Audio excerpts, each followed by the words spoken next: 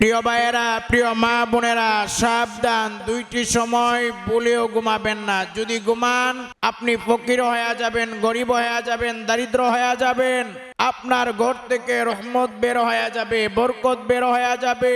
যেই ঘরে রহমত বরকত না থাকে ওই ঘরে অভাব অনটন লেগে থাকে, ওই ঘরে অশান্তি চলে আসে, ওই ঘরে দারিদ্রতা চলে আসে। এই জন্য প্রিয় ভাইয়েরা, প্রিয় মা বোনেরা, সাবধান, এই দুইটি সময় বলেও কখনোই ঘুমাবেন না। প্রিয় ভাইয়েরা, প্রিয় মা বোনেরা, আজকের এই বয়ানটা শুরু থেকে শেষ পর্যন্ত শুনবেন, কারণ আজকে অনেক মানুষ ঘুমের ক্ষেত্রে এই দুইটি সময় অনেকে ঘুমায়, যার কারণে তাদের পরিবারে সুখ শান্তি থাকে না, তাদের জীবনে রহমত বরকত থাকে না, যার কারণে তারা ফকির হয়ে যায়, গরিব হয়ে যায়, দারিদ্র হয়ে যায়। প্রিয় ভাইয়েরা, প্রিয় মা বোনেরা, ভালো করে মনে রাখবেন, এই দুইটি সময় যদি ঘুমায় কেউ, তাদের ঘর থেকে, সংসার পরিবার থেকে রহমত বরকত গুলো বের হয়ে যাবে।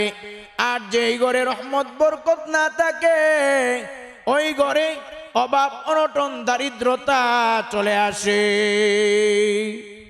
এই জন্য প্রিয় ভাইয়েরা, প্রিয় মা বোনেরা, ভালো করে মনে রাখবেন, একবার একজন লোক ইব্রাহিম ইবনে আদম রহিমাহুল্লাহকে এসে বললেন, হুজুর, রহমত বরকত যে আছে এটা আমি বিশ্বাস করি না। তখন ইব্রাহিম ইবনে আদম বললেন, ভাই আপনি কি কুকুর দেখেছেন? বলে হ্যাঁ দেখেছি। আচ্ছা ভাই, আপনি কি গরু দেখেছেন? বলে হ্যাঁ দেখেছি। এবার ইব্রাহিম ইবনে আদম বললেন, শুনেন ভাই, ভাই আপনি বলেন কুকুর বেশি বাচ্চা দেয় নাকি গরু বেশি বাচ্চা দেয়? এবার লোকটা বলতে লাগলো, হুজুর, কুকুর তো অনেক বেশি বাচ্চা দেয়, কারণ কুকুর বছরে 6 মাস পরে পরে একবার 3, 4, 5টা করে বাচ্চা দেয়, আর একটা গরু 1.5-2 বছর পরে একটা করে বাচ্চা দেয়। এবার ইব্রাহিম ইবনে আদম রহিমাহুল্লাহ বললেন, ভাই আপনি শুনেন, শুধু বাচ্চা দেই কুকুর 6 মাস পরে পরে 4-5টা করে, বিষয়টা এমনই না। এবং গরু 1.5-2 বছর পরে বাচ্চা দেই। কিন্তু ভাই একটু চিন্তা করে দেখেন, প্রত্যেক দিন হাজার হাজার লক্ষ লক্ষ কোটি কোটি মানুষ গরু জবাই করে খাইতেছে।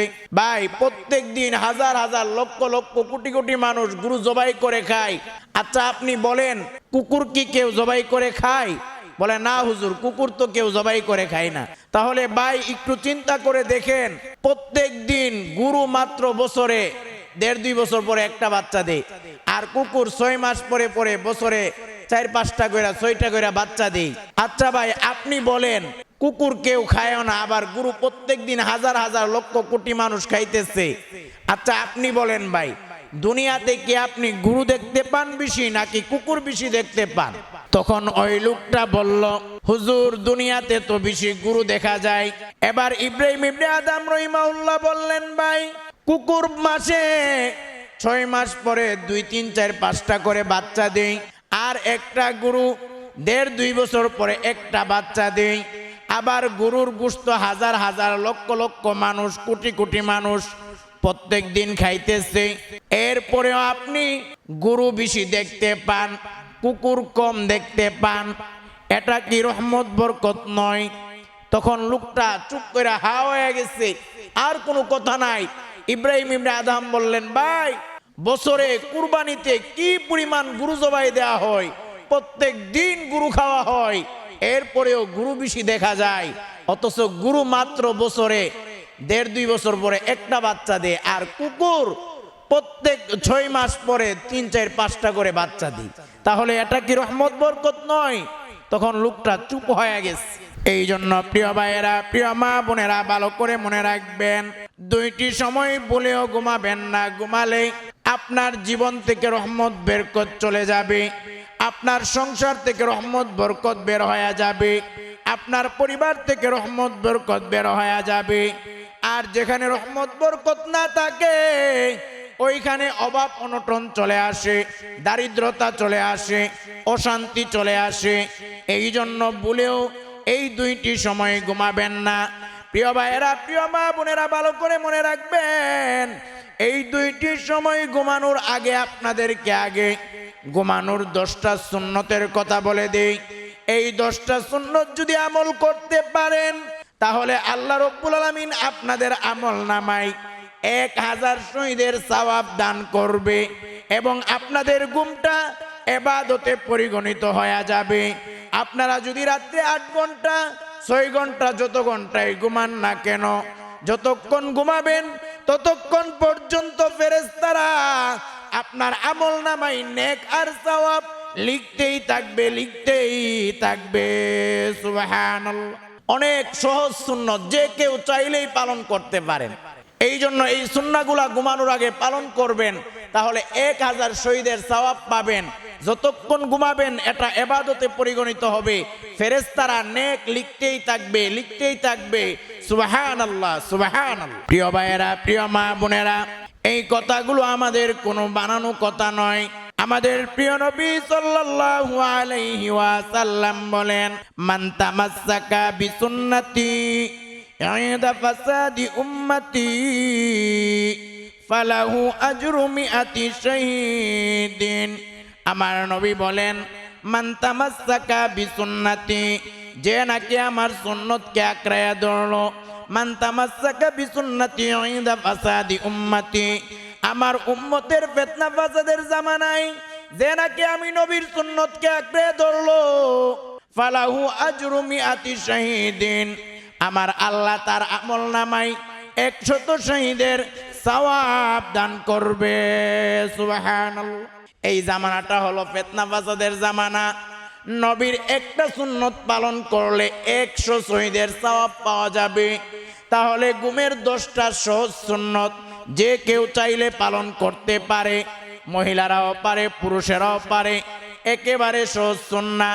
এই 10টা সুন্নাহ যদি পালন করেন তাহলে নবীর এই হাদিস অনুযায়ী বোঝা যায় 1000 শহীদের সওয়াব আল্লাহ দান করে দিবেন। সুবহানাল্লাহ। যদিও আপনি ঘুমাবেন, আপনার ঘুমটা ইবাদত হবে। এই জন্য ঘুমানোর আগে এই 10টা সুন্নত পালন করলে আল্লাহ আপনাকে সব ধরনের বিপদ আপদ থেকে হেফাজত করবে। জাদু টুনা কুফরি কালাম বান তন্ত্র মন্ত্র যত ধরনের ক্ষতি আছে, জিনের আসর থেকে নিয়ে যত ধরনের ক্ষতি আছে, সব ধরনের ক্ষতি থেকে আমার আল্লাহ আপনাকে হেফাজত করবে। সুবহানাল্লাহ। এই জন্য ঘুমানোর আগে এই 10টা সুন্নত পালন করে ঘুমান। সহজ সুন্নাহ, যে কেউ পারবে।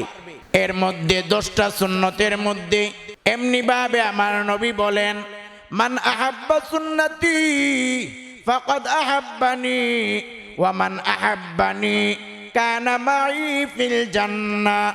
আমার নবী বলেন, মান আহাব্বা সুন্নতি, যে নাকি আমি নবীর সুন্নতকে মহাব্বত করবে, মান আহাব্বা সুন্নতি ফাকাদ আহাব্বানি, নবী বলেন যে আমার সুন্নতকে মহাব্বত করবে সে যেন আমি নবীকে মহাব্বত করলো, আর যে আমি নবীকে মহাব্বত করলো সে আমি নবীর সাথে জান্নাতের মধ্যে থাকবে। সুবহানাল্লাহ। প্রিয় ভাইয়েরা, প্রিয় মা বোনেরা, এই জন্য ঘুমানোর আগে 10টা সুন্নত পালন করবেন। এর মধ্যে 1 নাম্বার সুন্নাহ হলো আপনি ঘুমানোর আগে ভালো করে বিছনাটা ঝাড়ু দিবেন। এটা নবীর সুন্নাহ। বিছনা ঝেড়ে নিবেন। কারণ মনে রাখবেন, আপনি যদি বিছানা ঝাড়ু না দেন, আর যদি আপনার বিছানার মধ্যে বিষাক্ত কোনো কিছু থাকে, পোকামাকড় থাকে, ধুলাবালু থাকে, বিভিন্ন জীবাণু থাকে, আপনার ক্ষতি হতে পারে। এমনিভাবে মনে করেন শীতের দিন আপনি বিছানা ঝাড়ু দেন নাই, আপনার বিছানার উপরে কম্বল আছে আর কম্বলের ভিতরে একটা বিষাক্ত সাপ ঢুকে আছে, আপনি বলতে পারেন না আপনি কম্বলের ভিতরে ঢুকে গেছেন, তখন কিন্তু সাপ আপনাকে দংশন করবে, কামড় দিবে। নবীর সুন্নতের মধ্যে মানব জাতির জন্য, আমাদের জন্য কল্যাণ রয়েছে, উপকার রয়েছে, সফলতা রয়েছে, দুনিয়া আখিরাতের কামিয়াবি রয়েছে। কিন্তু আজকে আমরা এটা বুঝি না, মানি না। এই জন্য প্রিয় ভাইয়েরা, নবীর সুন্নাহ হলো ঘুমানোর আগে আপনি সুন্দর করে বিছানাটা ঝাড়ু দেন, পরিষ্কার করেন। এমনি ভাবে প্রিয় ভাইয়েরা, ঘুমানোর 2 নাম্বার সুন্নাহ হলো আপনারা ঘুমানোর সময় বিসমিল্লাহ বলে দরজা বন্ধ করবেন, বিসমিল্লাহ বলে জানালাগুলো বন্ধ করবেন। কারণ আমার নবী বলেন, বিসমিল্লাহ বলে যে দরজা বন্ধ করা হয়, বিসমিল্লাহ বলে যে জানালা বন্ধ করা হয়, ওই ঘরের মধ্যে জিন শয়তান প্রবেশ করতে পারে না। সুবহানাল্লাহ। বিসমিল্লাহ বলে দরজা জানালা বন্ধ করলে ওই দরজা জানালা শয়তানের জন্য বন্ধ হয়ে যায়, ওই ঘর শয়তানের জন্য বন্ধ হয়ে যায়। এমনি ভাবে প্রিয় ভাইয়েরা, 3 নাম্বার নবীজির সুন্নাহ হলো, 3 নাম্বার ঘুমের সুন্নাহ হলো উপর হয়ে না শোয়া, উপর হয়ে ঘুমানো নিষেধ। এমনি ভাবে 4 নাম্বার সুন্নাহ হলো ডান কাত হয়ে ঘুমানো। 5 নাম্বার সুন্নাহ হলো বাতি নিভিয়ে ঘুমানো। একটু চিন্তা করে দেখেন, আমার নবী 1500 বছর আগে বলে গেছে বাতি নিভিয়ে ঘুমানোর জন্যে, এটা ঘুমের সুন্নাহ নবীজি বলেছেন। কিন্তু বর্তমান বিজ্ঞান গবেষণা করে অবাক হয়ে গেছে। বর্তমান বিজ্ঞান গবেষণা করে দেখলো বাতি জ্বালিয়ে ঘুমালে ক্যান্সার হওয়ার পর্যন্ত সম্ভাবনা রয়েছে, বিভিন্ন রোগ জীবাণু হওয়ার সম্ভাবনা রয়েছে, এমনকি মৃত্যুর ঝুঁকি পর্যন্ত রয়েছে। বাতি জ্বালিয়ে ঘুমালে এটার ক্ষতি। নবীর সুন্নাহ বাতি নিভিয়ে ঘুমানো।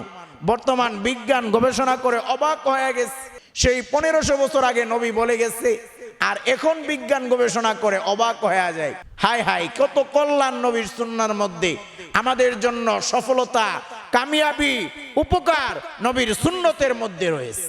প্রিয় ভাইয়েরা, প্রিয় মা বোনেরা, এরপর 6 নাম্বার সুন্নাহ হলো আপনি বিসমিল্লাহ বলে পাত্রের মুখ বন্ধ করে দিবেন এবং পাতিলগুলো বিসমিল্লাহ বলে বলে ডেকে রাখবেন, তাহলে ওই পাতিলগুলাতে শয়তান প্রবেশ করতে পারবে না। এমনি ভাবে 7 নাম্বার ঘুমানোর সুন্নাহ হলো আপনারা উজু করে ঘুমাবেন, এটা নবীজির সুন্নাহ। কারণ মনে রাখবেন, কত মানুষ ঘুমায় কিন্তু ঘুমানোর পরে তার ঘুমটা জীবনের শেষ ঘুম হয়ে যায়, আর ঘুম ভাঙ্গে না, মরা লাশ হয়ে যায়। ফজরের সময় মরা লাশটা বের করা হয়।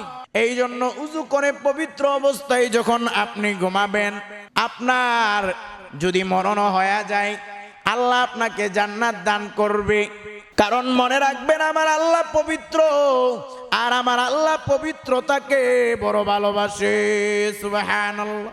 এমনি ভাবে ঘুমের 8 নাম্বার সুন্নাহ হলো, প্রিয় ভাইয়েরা, প্রিয় মা বোনেরা, ঘুমানোর আগে আপনারা আয়াতুল কুরসি পড়বেন, 4 কুল পড়বেন।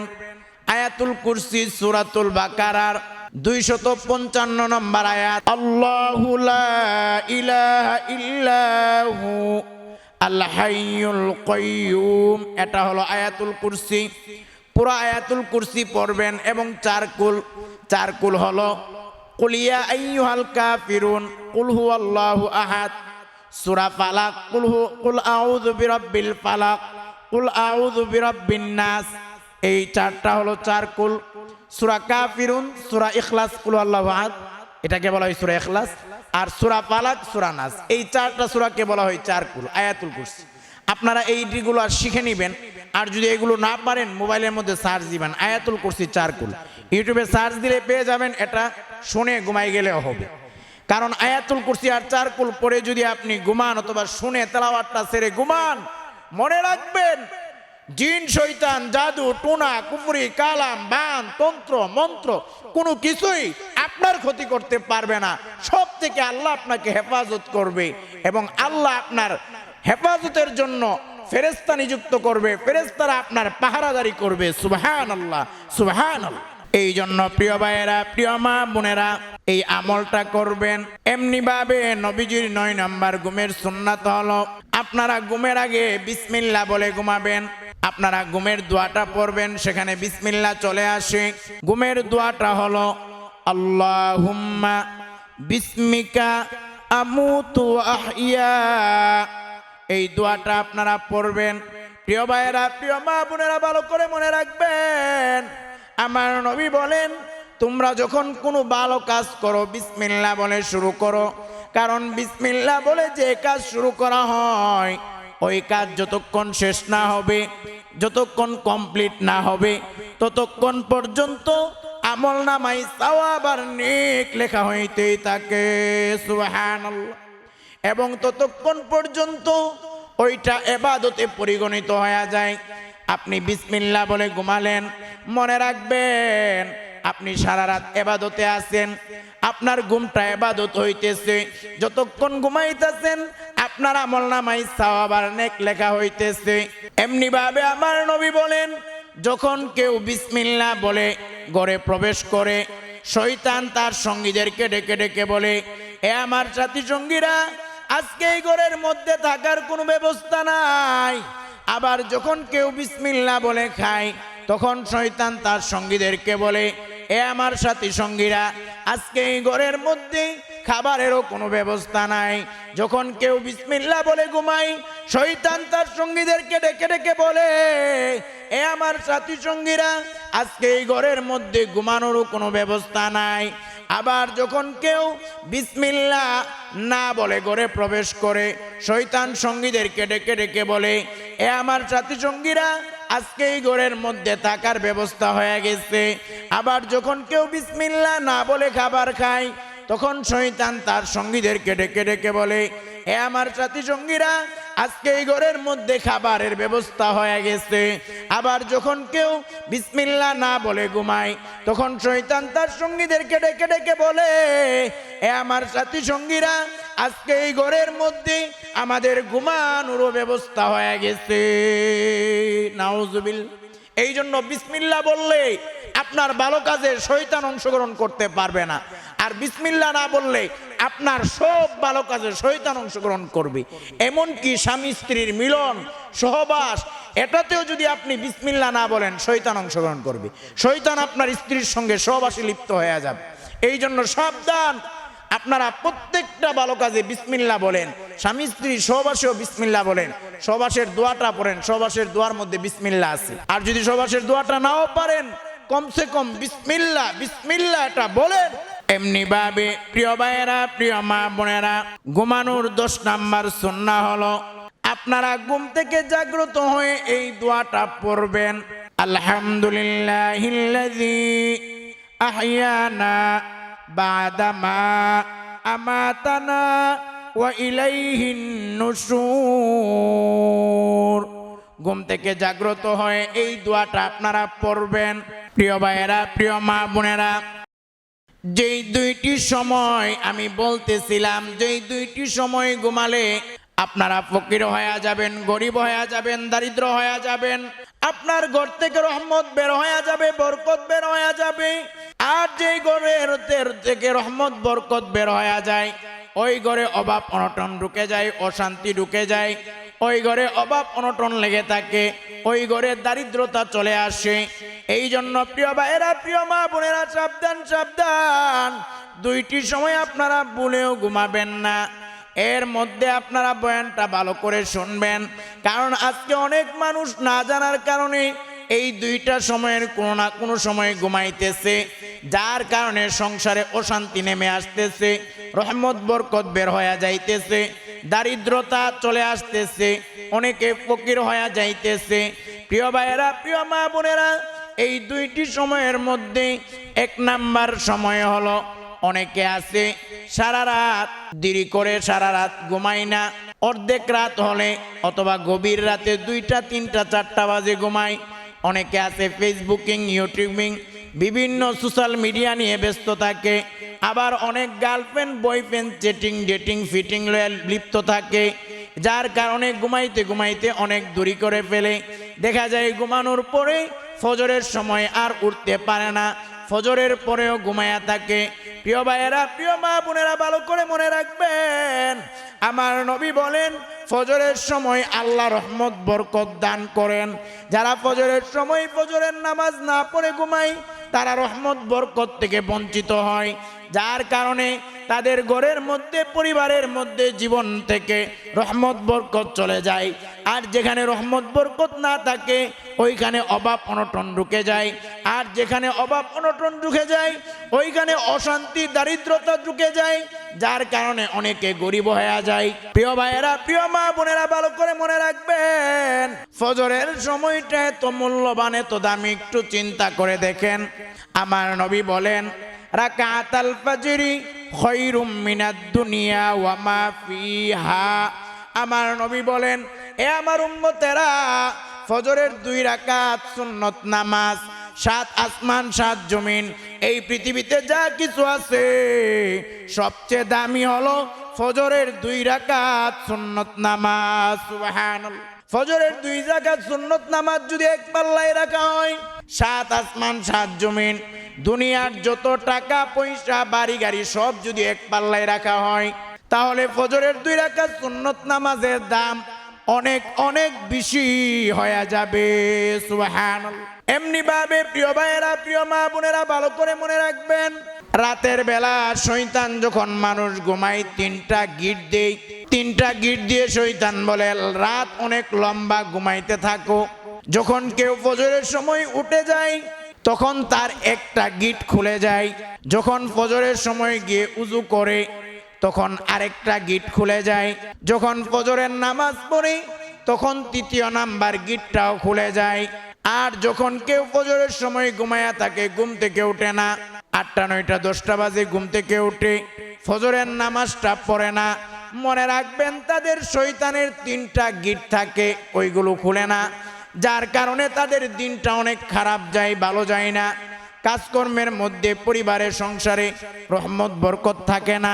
এই জন্য প্রিয় ভাইয়েরা, প্রিয় মা বোনেরা, ফজরের নামাজটা পড়বেন। আপনার যদি বেশি ঘুম থাকে ফজরের নামাজের পরে একটু ঘুমান, তবে ফজরের নামাজের পরে ঘুমানোটা ঠিক না। আপনি ফজর নামাজ না পড়ে যদি ঘুমায়া থাকেন তাহলে আপনি রহমত বরকতের ভান্ডার থেকে বঞ্চিত হবেন, যার কারণে আপনি ফকির গরিব হয়ে যাবেন দুনিয়া আখিরাতে। এই জন্য ফজরের নামাজ পড়বেন, ওই সময় ঘুমায়া থাকবেন না। এটা হলো একটা সময়, এই একটা সময় ঘুমানো নিষেধ। আর দ্বিতীয় সময়টি হলো, প্রিয় ভাইয়েরা, প্রিয় মা বোনেরা, দ্বিতীয় সময়টি হলো বিশেষ করে আপনারা মাগরিব থেকে এশার এই সময়টার মধ্যে ঘুমাবেন না। এশারের নামাজের পরে যত তাড়াতাড়ি সম্ভব ঘুমিয়ে যাবেন, এটা হলো নবীর সুন্নাহ। তবে মনে রাখবেন, মাগরিবের পরে যদি ঘুমান আপনার এশারের নামাজ ছুটে যাওয়ার আশঙ্কা রয়েছে, যার কারণে বলেও আপনারা মাগরিবের পরে ঘুমাবেন না। আর মাগরিবের পরে ঘুমালে রহমত বরকত থেকে বঞ্চিত হবেন, যার কারণে ফকির পর্যন্ত হতে পারেন।